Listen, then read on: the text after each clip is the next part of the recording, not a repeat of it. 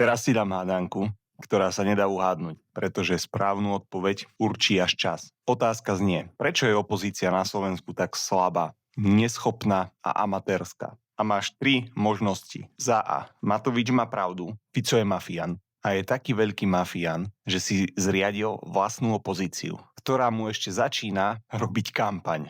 Po B. Fico nie je mafián, ale rovnako ako športuje, tak sa aj duchovne vzdeláva, manifestuje a pri opozícii jednoducho vyhral jackpot. Alebo po C. Opozícia vôbec nie je slabá, je silná. A toto sú tí najlepší z nás. Nikto lepší sa už nenašiel. Toto sú tie najlepšie kone, na ktoré môžeš vsadiť proti Smeru. A táto možnosť popiera samotnú otázku, čiže je to paradox. Tak čo si myslíš, Ačko, Bčko alebo Cčko? Alebo máš ešte úplne inú odpoveď? Napíš Kubal bez stranického trička.